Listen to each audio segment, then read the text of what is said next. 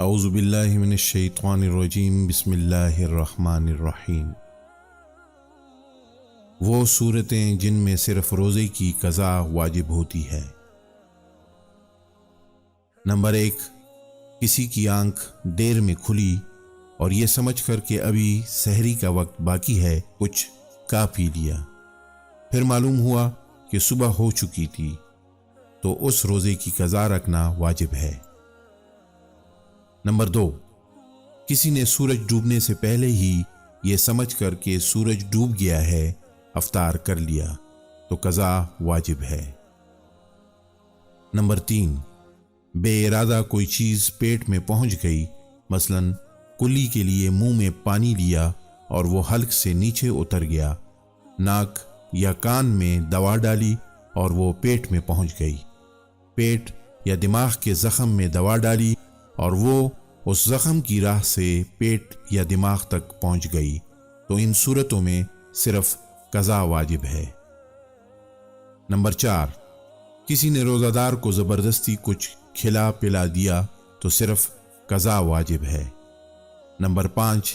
کسی نے زبردستی کسی خاتون کے ساتھ جنسی فعل کیا یا غافل سو رہی تھی یا بے ہوش تھی اور کسی نے اس سے جنسی لذت حاصل کی تو خاتون پر صرف قضا واجب ہوگی۔ نمبر 6، کسی نادان نے مردہ عورت یا کمسن بچی کے ساتھ جنسی فعل کیا یا بہائم کے ساتھ یہ فعل کیا یا کسی کو لپٹایا یا بوسہ لیا یا جھلک کا مرتکب ہوا اور ان صورتوں میں انزال ہو گیا تو صرف قضا واجب ہے۔ نمبر 7، کسی نے روزے کی نیت ہی نہیں کی لیکن کھانے پینے وغیرہ سے رکا رہا یا نیت کی مگر نصف النہار کے بعد کی تو ان صورتوں میں روزہ نہ ہوگا اور قضا لازم ہوگی۔ نمبر 8، روزے میں کسی کے منہ میں آنسو یا پسینے کے قطرے چلے گئے اور پورے منہ میں اس کی نمکینی محسوس ہوئی اور وہ ان قطروں کو نگل گیا تو روزہ جاتا رہا، قضا لازم ہے۔ نمبر 9، منہ میں کوئی شخص پان دبائے سو گیا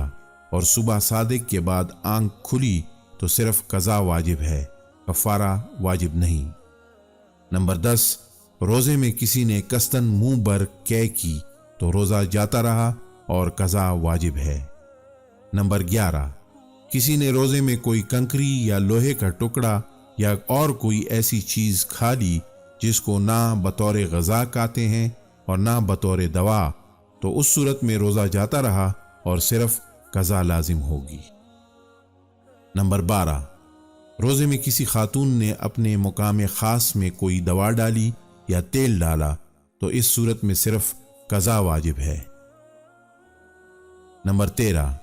کسی نے روزے میں بھولے سے کھا پی لیا اور پھر یہ سمجھ کر کہ روزہ ٹوٹ ہی گیا ہے قصداً کچھ کھا پی لیا تو روزہ جاتا رہا اور قضا واجب ہے، کفارہ نہیں۔ نمبر 14، کسی نے روزے میں کان کے اندر تیل ڈالا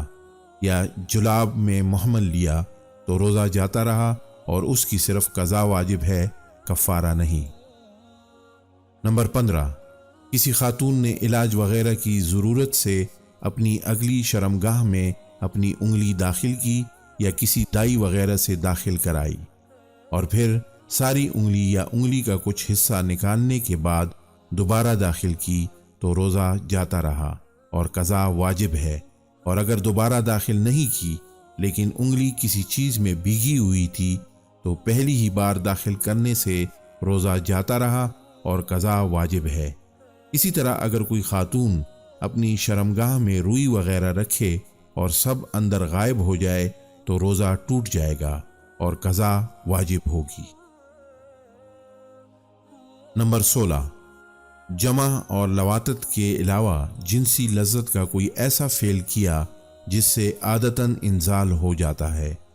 اگر انزال ہو گیا تو روزہ جاتا رہا اور صرف قضا لازم آئے گی۔ مثلا کوئی جلک کا مرتکب ہوا یا کسی نے خاتون کی ناف، ران یا کولہوں میں عضو خاص گھسا کر منی خارج کی یا کسی جانور کے ساتھ یہ فعل کیا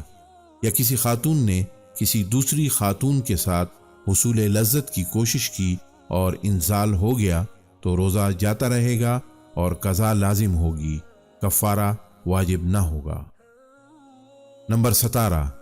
مسواک کرتے ہوئے یا یوں ہی مسوڑے وغیرہ سے خون نکلا اور روزے میں تھوک کے ساتھ نگل لیا تو روزہ ٹوٹ گیا، قضا واجب ہے۔ ہاں، اگر خون تھوک کی مقدار سے کم ہے اور حلق میں محسوس نہیں ہو رہا ہے تو روزہ نہیں جائے گا۔